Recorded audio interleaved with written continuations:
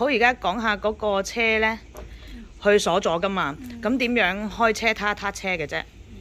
首先呢個開，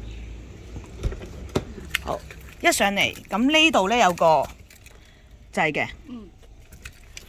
就交叉嗰個掣，唔係直紋嗰個掣。